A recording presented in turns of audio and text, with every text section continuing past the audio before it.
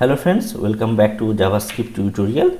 In this video, we are going to discuss about what is callback function. We are discussing about the functions. We already discussed normal function, anonymous function, and last day arrow functions. Now this is the callback function. Okay, so what is actually the callback function?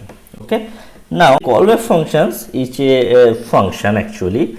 These functions are basically passed as an argument to the other functions, means it will recursively call, means one function is calling, from there another function will call, and this time this function output will need from the another function, right? So this is actually the callback function. So suppose let's say an example. Suppose let's create a function to display some result. So function display result, okay, and here is the result I am getting. Okay, so this is the function and this is the argument, and I want to print the result. So simply console.log and result. Okay, so this is my function, this is the function name, and these are getting from the result. But from where the result will appear? The result will appear from another function. So I am creating another function, suppose my calculator, okay, and here actually I am taking some input from the user, from the client side. Okay, so simply I just write two argument, num1 num2, and we'll calculate these things. So let's say sum equal to num1 plus num2, okay, and the sum is actually the result of this num1 and num2. Simply I will just call these things and will pass the sum.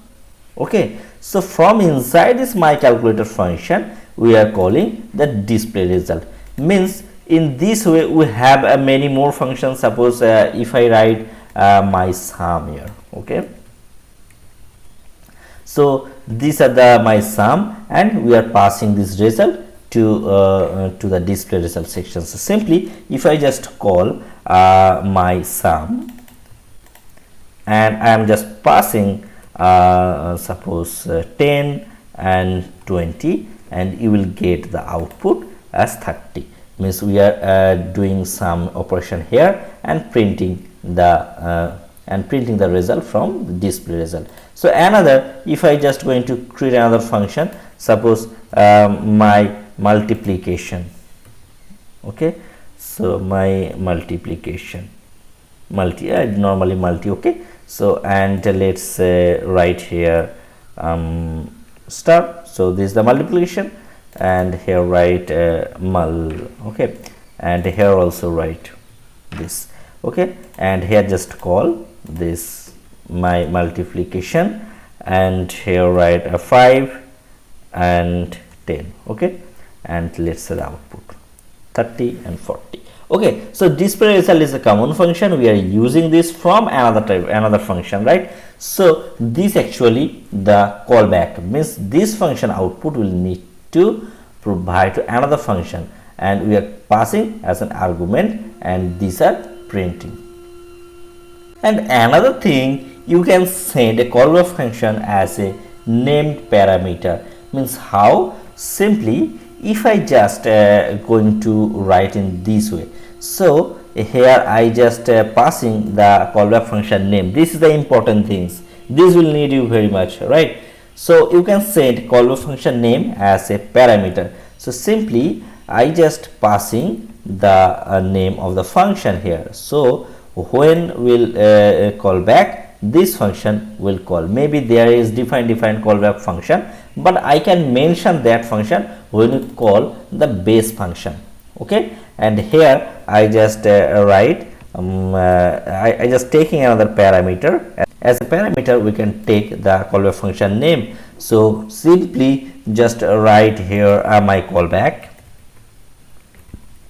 So whatever we will provide, it will call and my callback, and simply write my callback. We don't need to know what will be the callback function. We can pass from here, okay. So this is my callback function, and still you will get the same result, right? Maybe there we need something defined callback function, so we can pass from here. The function don't need to mention that every time that this will be the display result.